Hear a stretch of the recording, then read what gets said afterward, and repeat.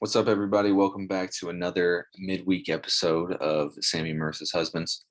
Going over the agenda for today, we'll do This Day by Tyler, Athlete by me, some goals that we have for the podcast, little NBA playoffs, and then just a couple other things. We're going to talk about the Negro League. I don't know if I'm allowed to say that or not, but whatever. I already did. I mean, that's what it is, right? I can say it. Yeah, it was called the Negro League, so Right. It's not offensive. historically, that's what it's called. Yeah. So, but it feels wrong to say. Um, but that's what it is. So, and they did some cool stuff recently. So we'll chat about that in a bit. But this day in history. All right, May 29th. In 1848, Wisconsin became the 30th state to join the Union. 1917, President John F. Kennedy is born in Brookline, Massachusetts. 1953, Edmund Hillary and Tenzing Norgay are the first people to summit Mount Everest. You may have to bleep that out. That's his last name, dude. And in 1984, Carmelo Anthony was born, the true Melo. The true Mellow, exactly, the real Mellow. That's the best one of this day in history. So, happy birthday, Mellow. Shout out Melo. Word. Well, jumping into athlete, today's athlete is Michael Murphy. Ever heard of him? I don't think so. Okay. He played hockey at Penn State. Okay. Interesting, right? He probably wasn't that good because I couldn't find a single stat about his hockey career. But after graduating Penn State, he went to Navy Officer Candidate School, eventually becoming a Navy SEAL. He got really big into CrossFit and developed a WOD, which is a workout of the day, and which he called body armor. It's named body armor because the only equipment needed was your body armor, or we call them plate carriers. He was actually killed in Operation Red Wing, which the movie Lone Survivor is about. If you haven't seen it, check it out. You seen it? Marky Mark, right? Yeah. I've seen It's about Marcus Luttrell, who is the lone survivor, right? But if you haven't seen it, check it out. If not, you should just watch Marcus Luttrell's speech about it on YouTube. It's pretty cool. He kind of gives his story based on what the movie says. Like they're similar, obviously, but a couple things different happened in his tale of it. But after his death, Lieutenant Murphy, or Murph, his workout of the day was adopted by CrossFit gyms as what's called a hero WOD, which they called the Murph. Hero WODs are just WODs that are named after service members, first responders, in memory of them, kind of stuff. One of the people that was involved in the rescue mission on Operation Red Wing, that actually recovered Lieutenant Murphy's body. He worked out at a CrossFit gym and noticed Murph on the hero WOD board. He decided to do Murph on Memorial Day in 2007 as sort of a remembrance, and convinced the whole gym to do it with him. And now the Murph is one of the most popular things to do on Memorial Day. I'm sure everybody's heard of the Murph. I say this because I did mine today because I was busy all weekend and couldn't do it on actually Monday. I can confirm it sucks. I've done them a couple other times, but I did mine in 49 minutes, which I'm pretty proud of. I think anything under an hour is pretty solid. It's 1 mile in your plate carrier, obviously, which is about 20 pounds.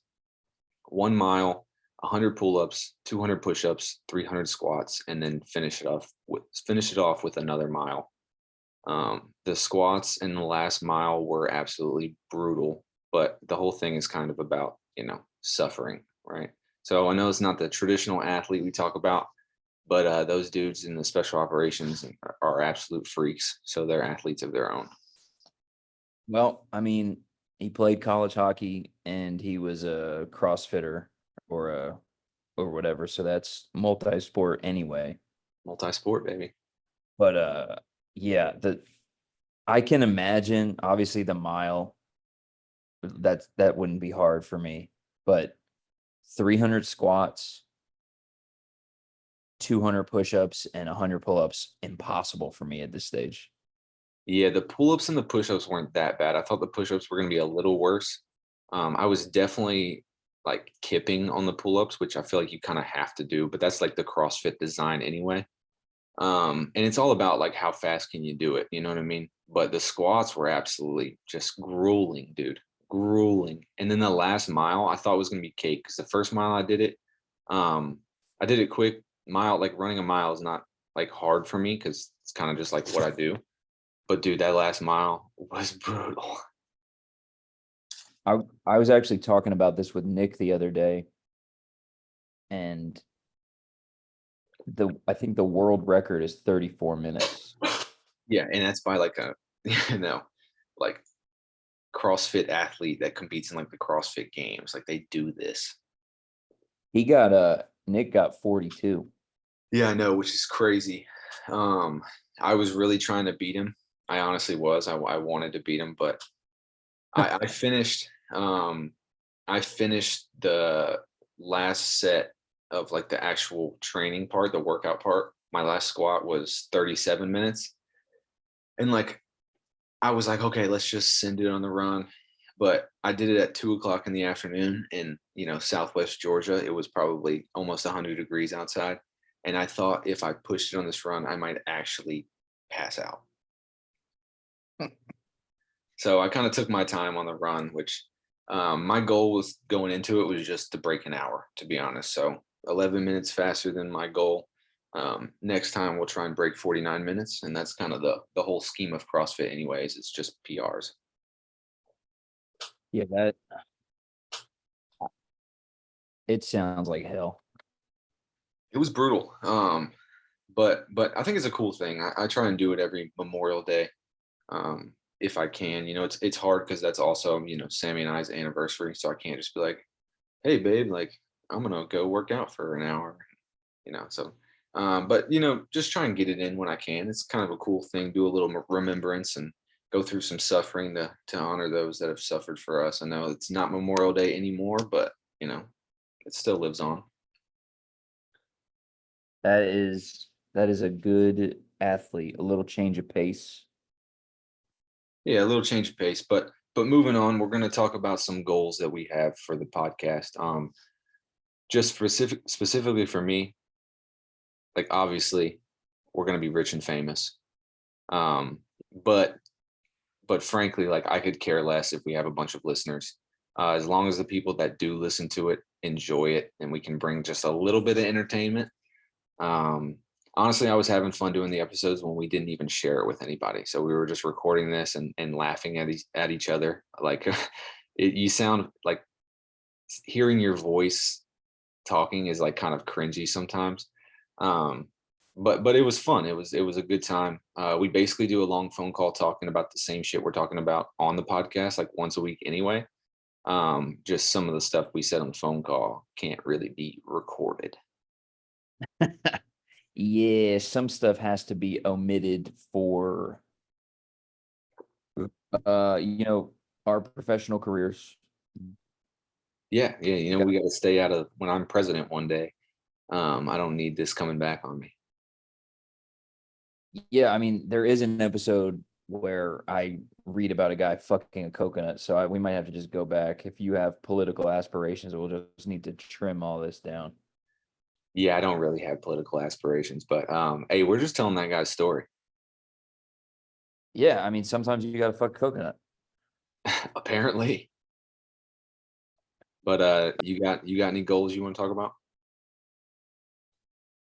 I think it would be cool if one, we could get to the point where we can edit things like like kind of like streamline it a little bit. Like not with the podcast per se. Like uploading the podcast is easy, but the YouTube videos, like when I was trying to upload us playing pickup today, I went back and I was trying to figure out how to just do like made baskets, and it was so fucking annoying. So maybe I need to like watch like a seminar or some shit that, because you don't want, if you want people to watch it, which I think is the goal of the YouTube channel, having us shoot around for 4 minutes and airballing shots and shit, people don't really want to watch that.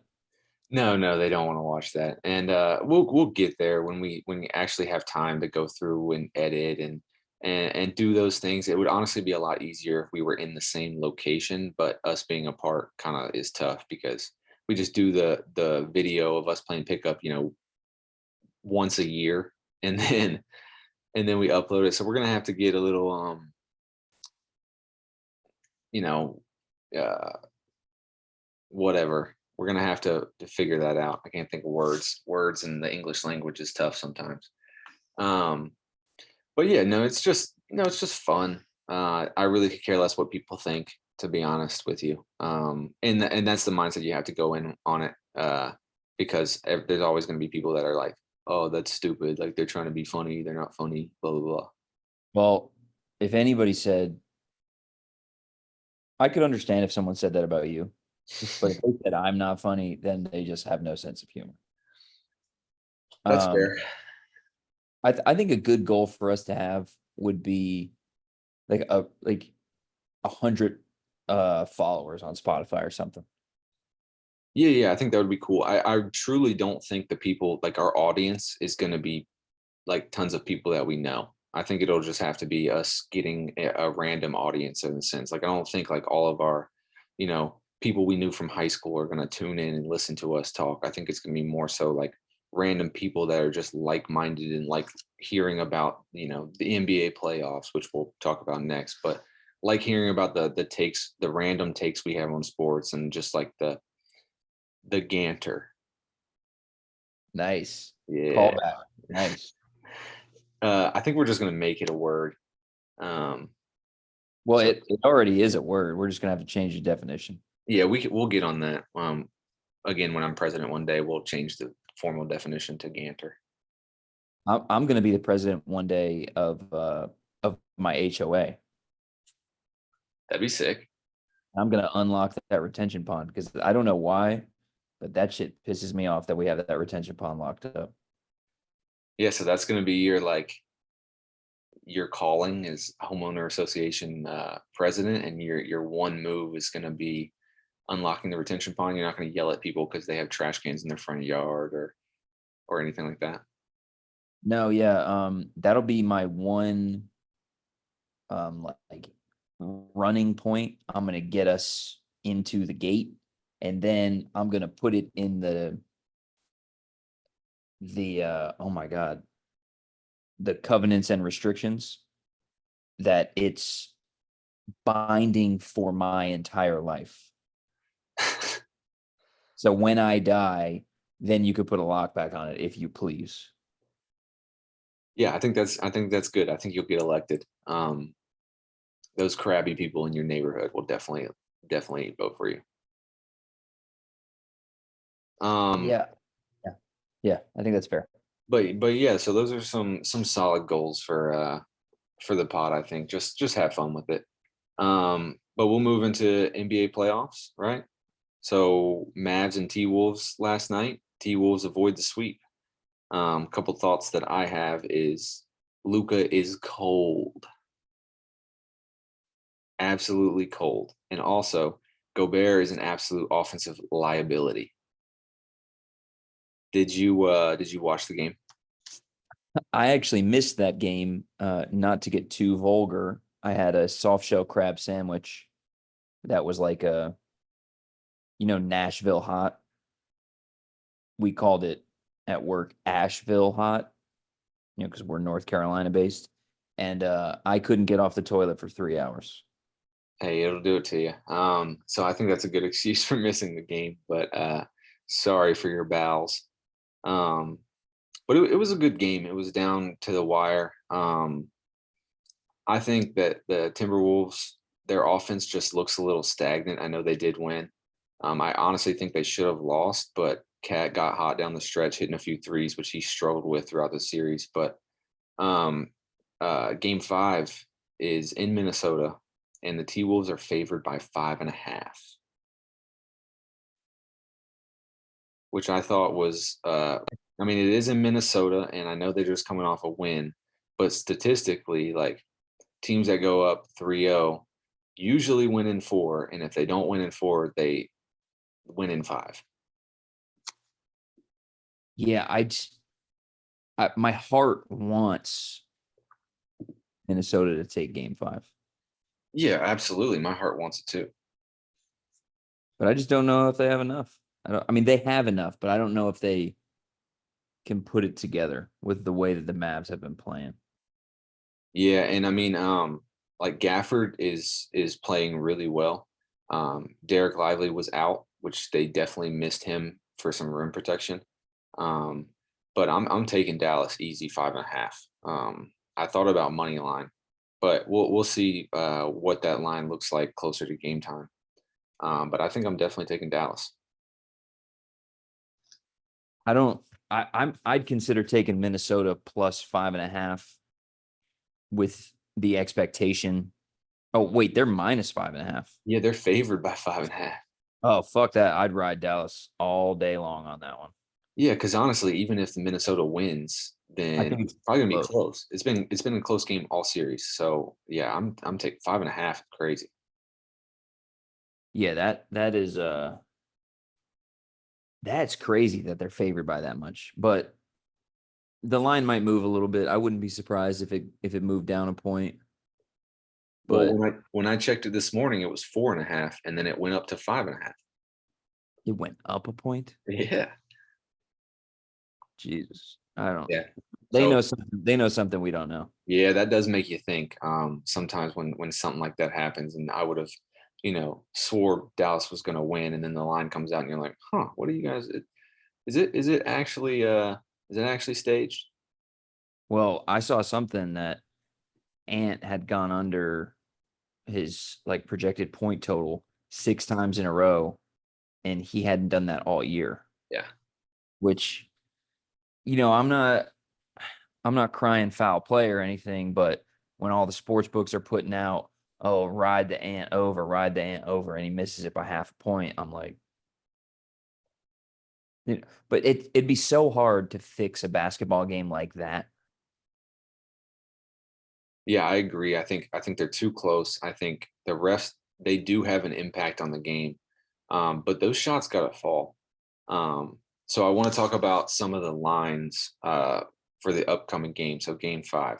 So we'll kind of do what we did last episode, where we talk about the lines and take a pick, right? So You and gonna write them down, or are you gonna bullshit me again? now I'm gonna write them down. I don't have anything to hide.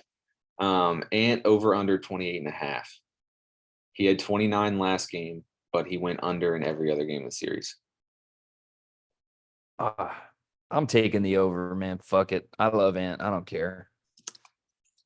Yeah, you're taking the over. I'm taking the under on that one. I just don't see it. Like I said, I'm taking Dallas. So I don't know. I mean, it looks tough for him to score, to be honest. Like those 29 he had last night were freaking earned.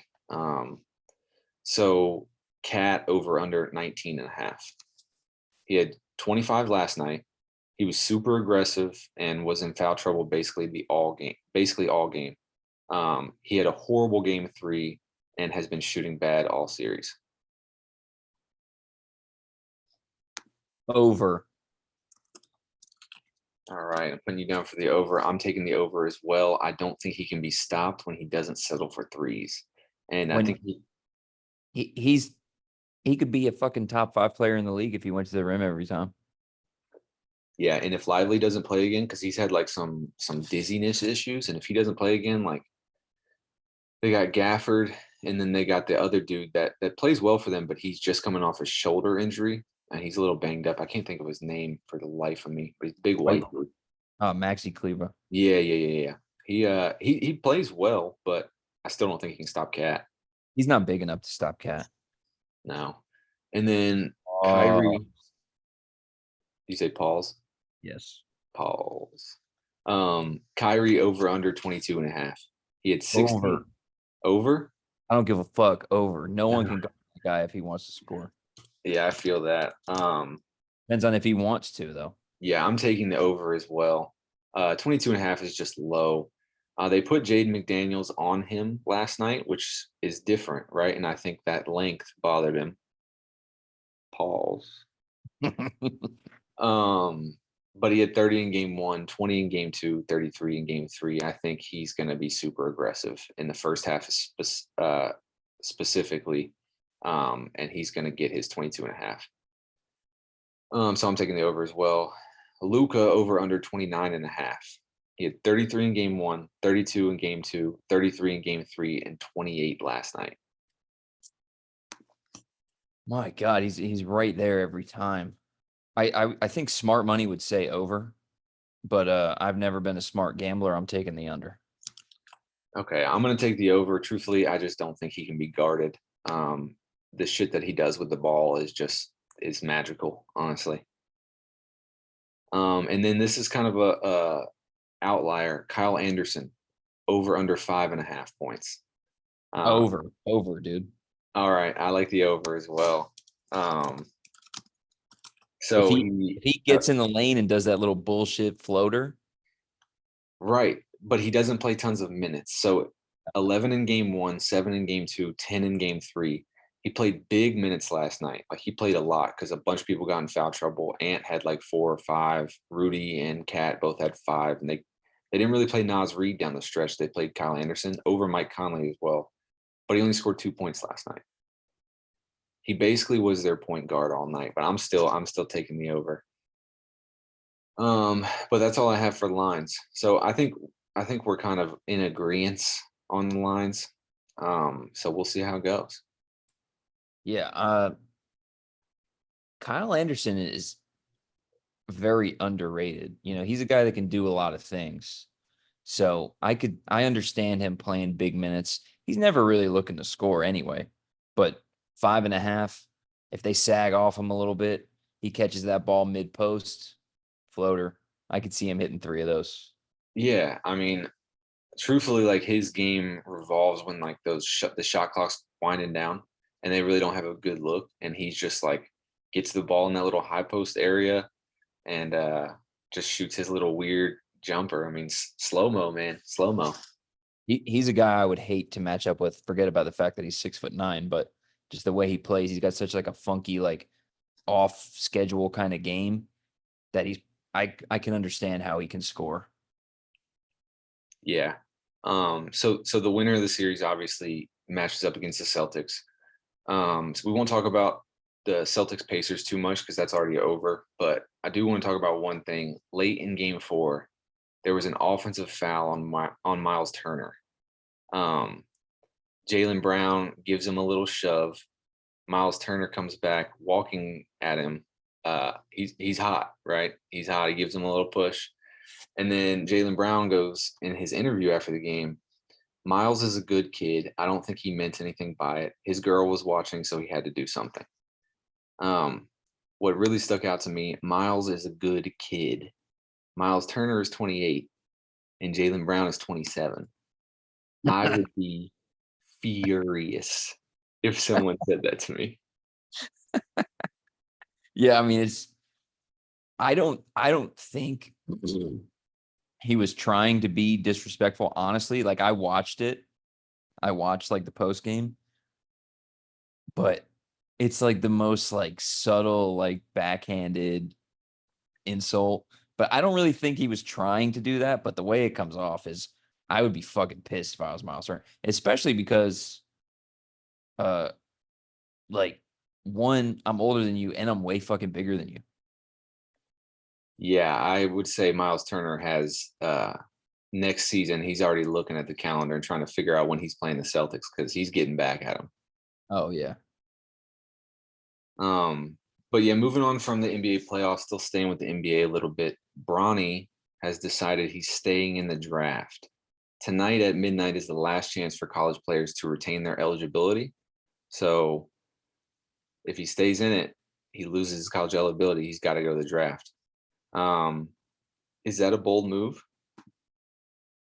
It was definitely a bold move, especially because they came out and said he wouldn't be signing a two-way. Yeah. So my thing is, I think they must know something we don't. I think he's expecting to get drafted. I don't know necessarily if it's first or second round. He keeps playing. He keeps saying that he doesn't. Playing with his dad isn't one of his goals, but like it's kind of looking like it is.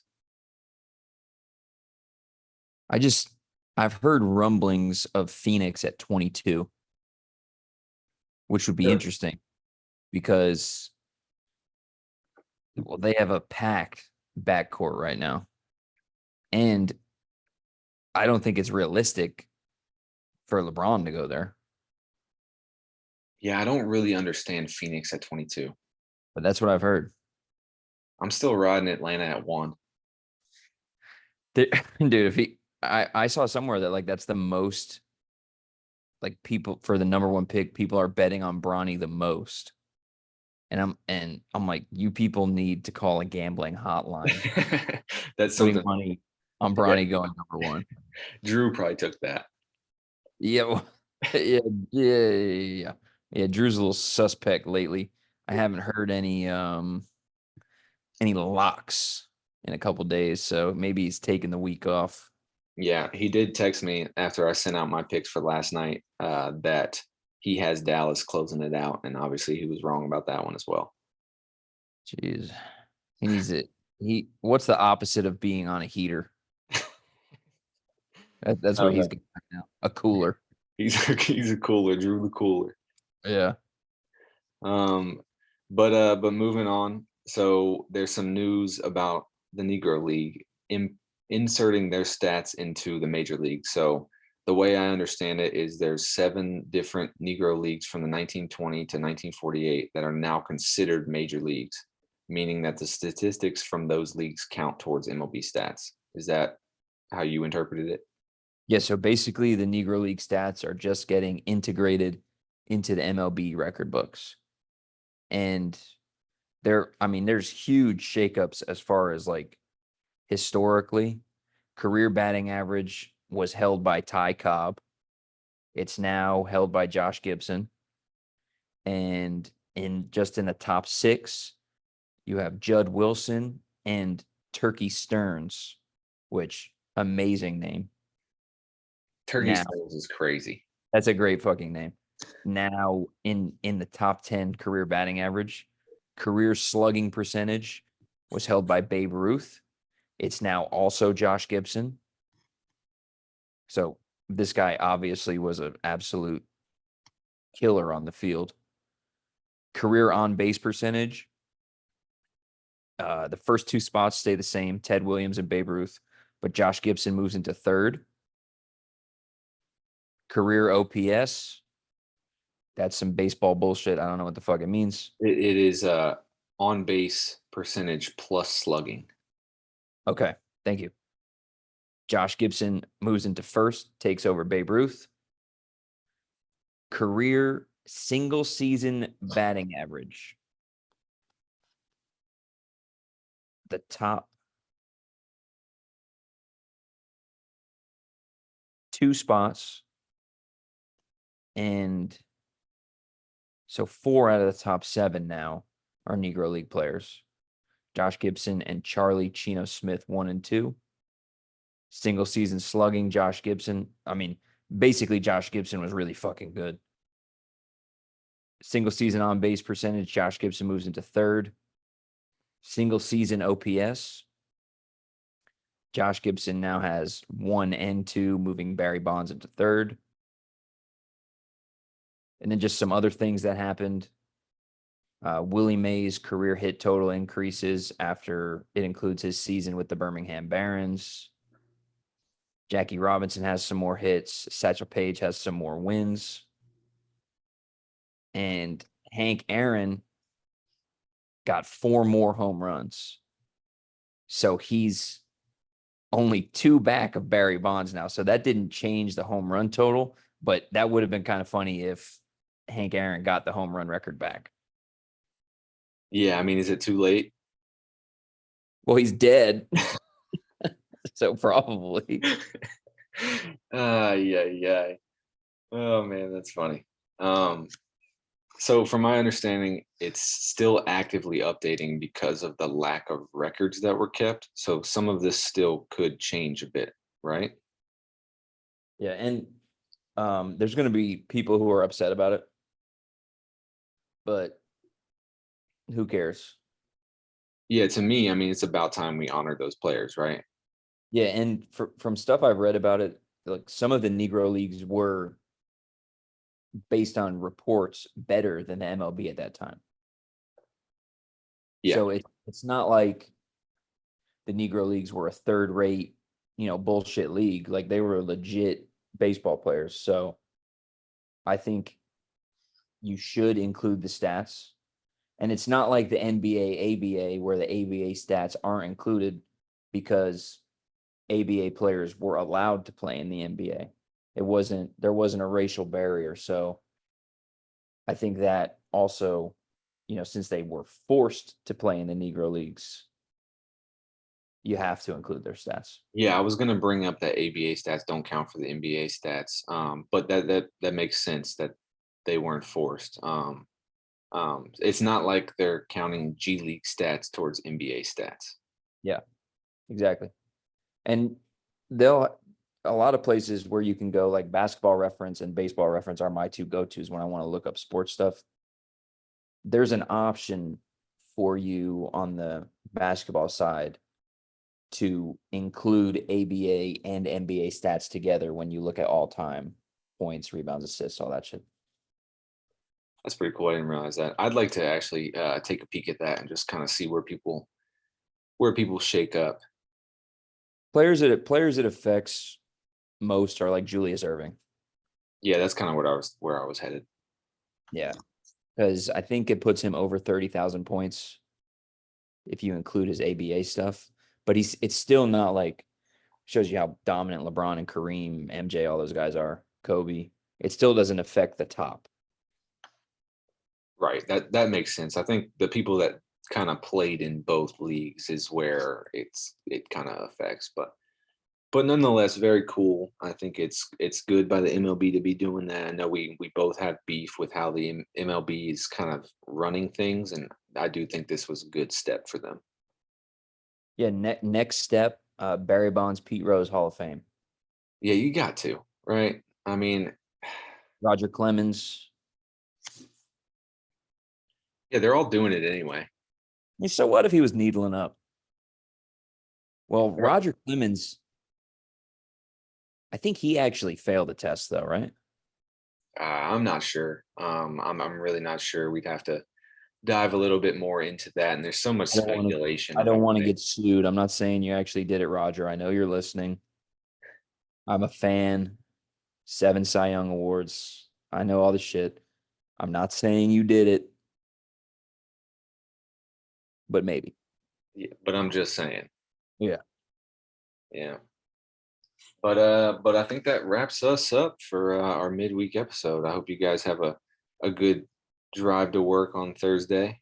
Um, Short week for me. I don't know about you guys, but I'm ready for it to be over. That's for sure. You got I'm anything you want to put out? I'm going to New Jersey this weekend for my cousin Joey's graduation. So I'll either record an episode up there or maybe we won't have one on Monday. Yeah, you hitting AC? Oh no, dude, I'm not built for that anymore. I Nah, was we gotta have an AC trip. One more hurrah. we didn't do a random question, and I think it would behoove us to do 2 random questions each right off the top of the head. All No right, thoughts. I No got thought. one. Go ahead. What's the best fruit to put in a smoothie? Like like my favorite or just best in general? I don't know, either or. Banana. I like banana in a smoothie. Yeah, I think banana's a go-to. It depends what flavor. So my smoothies are typically protein smoothies, but blueberries is always a good option for me. Yeah, blueberries, frozen blueberries though. Yeah, definitely frozen blueberries. Not gonna waste fresh blueberries in a smoothie. I'm eating those suckers. What is your favorite type of wood? Not penis for all you freaks out there, like your favorite type of wood. It's gotta be rich mahogany. Nice. Nice. That was a meatball. You just Nice. lofted that one up to me. Yeah. Um, let's see. If you if you could live in any other state, where would it be? Um, I definitely wouldn't move back to New York. It's just it's way too expensive and I couldn't handle the winters up there.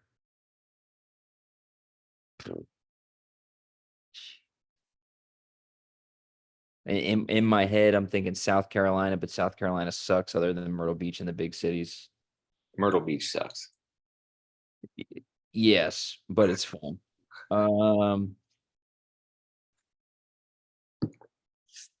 oh God.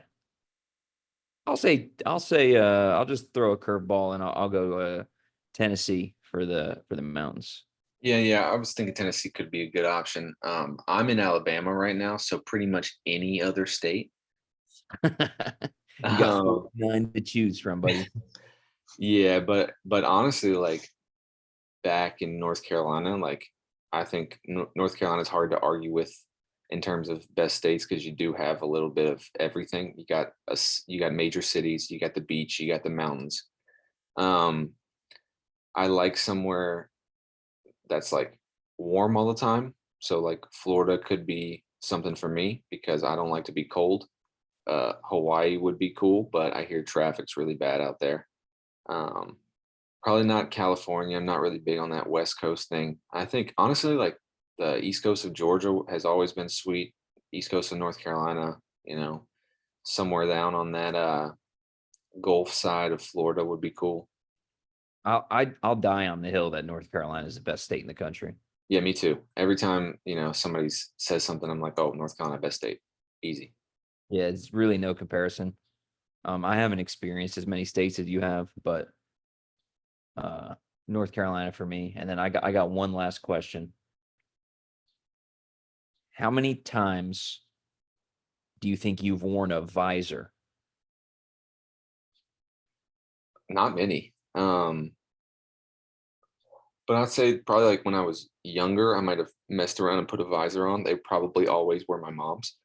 Um, 11? Nice. I'm trying to think back. I think I owned a visor when I was a little kid. It's more for women though with the ponytail. I think, yeah, it was kind of designed for women. That goes back into my pet peeves of those type of people that I was talking about last episode. The boat people, the spoiled rich kids. They typically wear visors. So I'm anti-visor big time. All right. Well, we're an anti-visor podcast then. Allegedly. Yeah, I don't care. Listen. Keep visors out of my country. You know what I mean? Yeah. You know what I'm saying? Build a wall around the visors. I think that should go in your homeowners association claim as well. Done. All right. We'll end it on that. All right, brother man. I'll talk to you. All right.